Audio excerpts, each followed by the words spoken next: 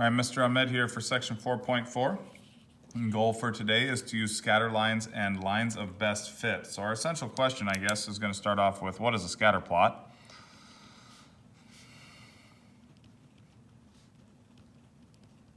How do I draw a line of best fit?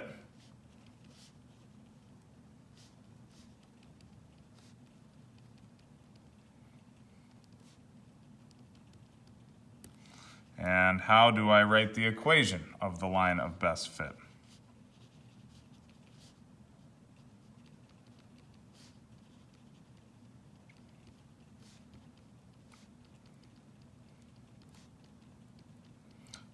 So a scatter plot is a plot that we graph to show the relationship between two data sets. All right, the correlation between the two sets is going to be used to describe the data. So when we plot out this data, we're typically going to do it on an XY graph.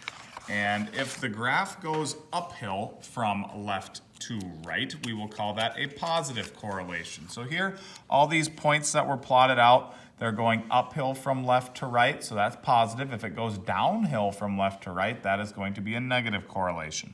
If there's really no line that I can draw that fits the data, like I could go here, here, here, it's all scattered all over, that would be no correlation, okay? So the first thing that we are going to do is take a look at a graph. We're going to draw a line of best fit, and then we are going to make some conclusions about the data. So this says that we have the temperature and sales of sunscreen. So temperature in Celsius, it appears as if it's going up from left to right, and the sales is going up in the y-axis, all right? So X is our temperature, sales is our Y. So X values left to right, Y values up and down. It says draw a line of best fit that we are going to use that goes through the data. So when I draw my line of best fit, what I want to do is I want to pick 2 points where it goes through exactly, all right? And when I'm picking those 2 exact points, I also want my line to go through the middle of all these data sets. So I kind of see that I could go with an exact point right about here and another one right about there, and that'll take me through the data. The reason why I want 2 exact points is so when I write my equation, I can find the slope and I can find the y-intercepts, etc. So here we have our 2 sets. I am going to draw a line. Notice my line does go through right about where all the data is. I could have maybe had this one a little bit higher. So as you're working on these assignments, when you're drawing the lines of best fit, there could be more than one correct answer because you could have put your point maybe right here, and that might have been a little bit better. I just chose those 2. You could have probably also chosen right here as well and drawn your line like that. That might have been a little bit better, but either way, we're still sitting pretty good. There's a couple above, couple below. That's a pretty solid line of best fit. Now, after I've done that, I'm going to select my 2 points from the line. My first point is 14,200. And my other point that I picked was 22,500. So those were the 2 points that I chose when I drew that line, okay? After I wrote those down, it says write the equation of the line. We're going to use slope, then we're going to do point slope form, and then change it to slope intercept. So our first step is to calculate the slope. M equals y2 minus y1. So 500 minus 200. We've done this quite a bit already. I'm going to label it x1, y1, x2, y2. Okay, those are the points that I'm choosing. So I have 500 minus 200, and then my bottom is going to be x2 minus x1, so that's 22 minus 14. 500 minus 200 is 300. 22 minus 14, actually going to pull out a calculator, make sure I don't make an error, is 8. 300 divided by 8. Let's see if that's a nice whole number. It is 37.5. So our slope, I'm going to stick with using 37.5. So now I can write the equation in point slope form. Y minus y1 equals m times x minus x1. y1 we already chose, x1 we already chose. So y minus 200 equals m, 37.5 5 times x minus x1, 14. From here, I'm going to distribute and put it into slope-intercept form. Okay, so we have 37.5x minus 14 times 37.5 is 525. To isolate the y, I still have to add 200. When I add the 200, I have negative 525 plus 200, and I get negative 325.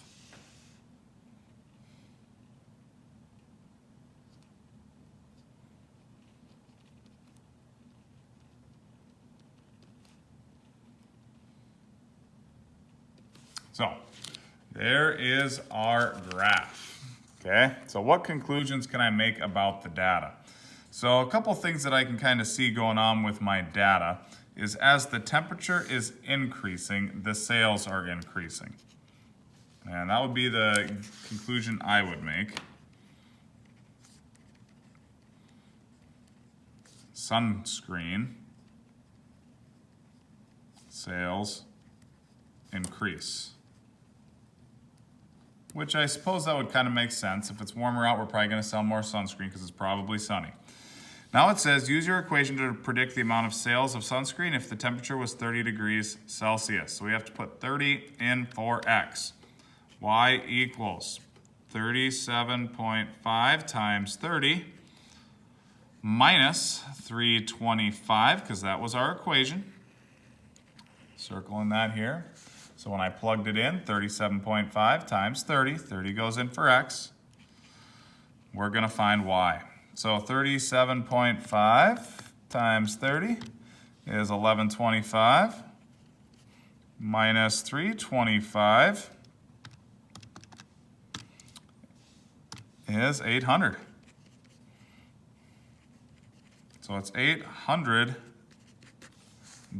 that we would think that we could have sold if it were 30 degrees Celsius, okay? So really, we're kind of putting everything in that we've done throughout the entire chapter. Nothing's really new. We found 2 points on a line. We then found the slope, put it in slope-intercept after using point slope, and then we just plugged in a value to see what we would get. So our next example here is going to be a little bit trickier because we're actually going to have to plot the points for the graph. So when I plot the points, let's first see what we're working with. And it says the table shows the average number of minutes a pediatric dentist spends during each appointment instructing the patient in proper dental care, and the number of cavities for each patient. So our input value, the x, is going to be the instruction time. And the output value is going to be the cavities. How many? So cavities over here. And instruction time. We'll go down here. So I labeled my 2 axes on the graph. Now, after this, I got to kind of look through this data and see how big the numbers are. It appears as if my biggest value of x is 10, 6. So I think I can go by ones. All right, I can go by ones. 1, 2, 3, 4, 5, 6, 7, 8, 9, 10. 1, 2, 3, 4, 5, 6, 7, 8, 9, 10. Now we got to plot our points. So our first point was 6 instructional minutes and 1 cavity. So I'm plotting that point at 6, 1, and you're probably going to have to look on your other piece to see the points because I can't show the whole thing. Then we have 4, 3, so over 4, up 3. 7, 2. Then we have 10, 1, 1, 5, 1, 6, 5, 3, 2, 4, and 2, 3. So when I take a look at this data, it appears that it is going downhill from left to right.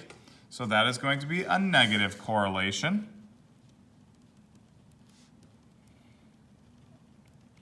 And now from here, I need to draw my line of best fit. So I'm going to draw my line of best fit in orange so it's a little easier to see. Now, I'm going to cheat on this one because I feel like it's going to work, all right? I'm going to put my y-intercept right here at 6, okay? I think that's a fair bet. Then my point coming down, I can still make it go through nice and healthy through the data at this point 7, 1. So those are going to be my 2 points, which is going to make writing my equation just a little bit easier since I know the y-intercept. Okay, so there's my line of best fit. I think that's pretty solid. It goes through the middle of the data. There's some points above it, some points below it. It's pretty much centered, so we're sitting pretty good. So drawing my line of best fit, we got it. Write the equation of that line. So in this case, first thing I need is the slope. I am going to count it. Or, yeah, let's actually calculate it. So we had the point 0, 6. Those are my 2 points. 0, 6. And my other one is 7, 1. So x1, y1, x2, y2. Notice this is the y-intercept. That is b. So b is going to be 6.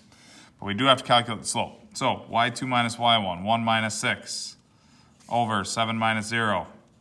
1 minus 6 is equal to negative 5 over 7. The equation, y equals negative 5 over 7, and for m, x plus 6, that is our b. So m is negative 5/7, b is equal to 6. Okay? So since I chose that y-intercept, I didn't have to use point-slope form this time. Okay? Keep in mind slope-intercept forms, y equals mx plus b. We plugged in m, we plugged in b. All right. Now, what conclusions can I make? Well, based off what I'm seeing is the more instruction time, less cavities.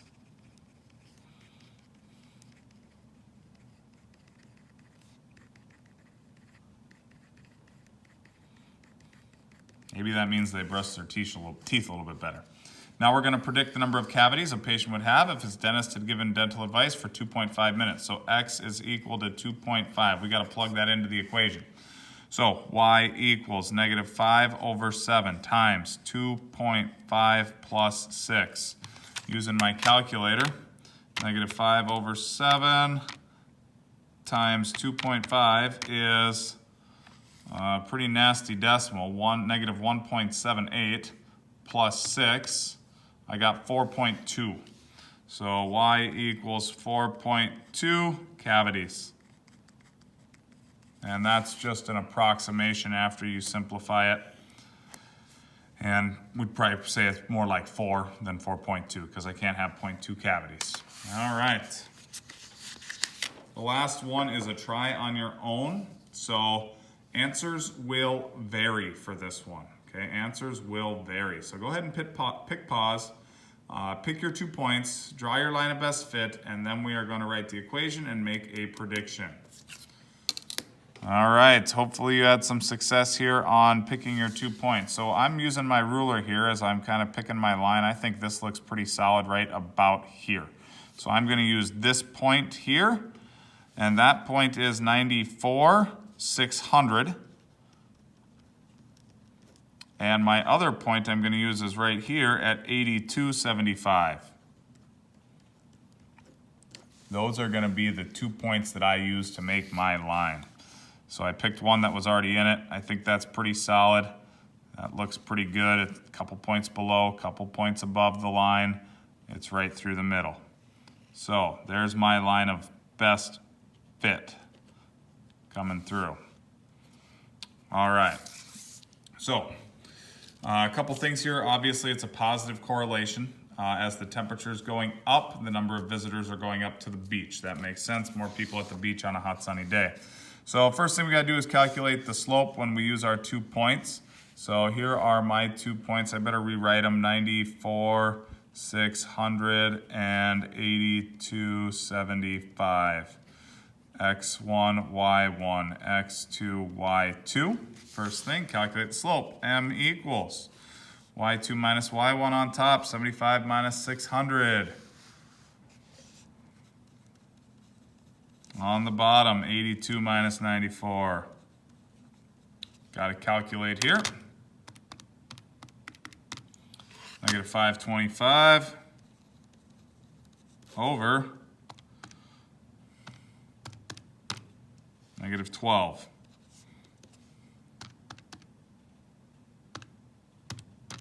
And I want to see what we get if I divide it out, see if it's a good number. 43.75 if I take negative 525 divided by negative 12. So I am going to write it as a decimal. So m is equal to 43.75. Okay, now we got to plug it into point slope form.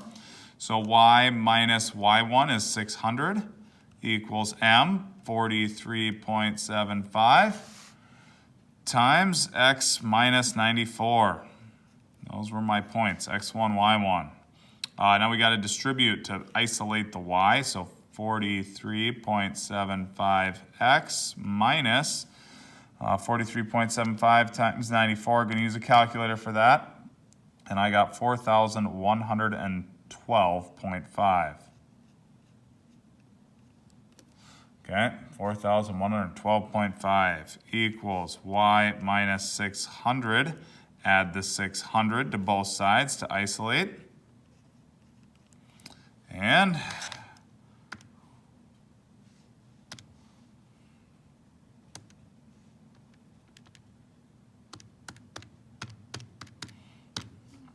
when I add the 600, I come up with y equals 43.75x minus 3,512.5. Okay, so we got our equation. Had to use a calculator for a couple of those numbers to add.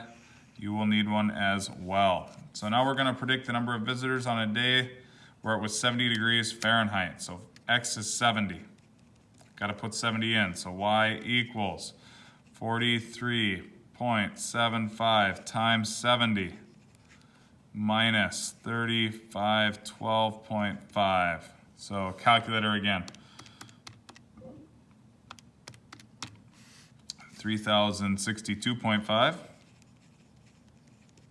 minus 3512.5. And we end up with negative 450. So, if we end up with a negative number for this, is that even possible?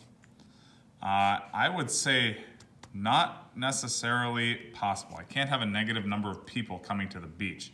And the reason why we end up with that is because the increase was so drastic as the temperature got warmer that it thinks when it was all the way down at 70, there'd be nobody there. But there still might be one or two people present. The number's just gonna be lower. So this is not really a reasonable answer based off the line of best fit, which kind of shows how we can use data to come up with some trickery and different things of that nature. All right, that's all I got for today. Have a good one.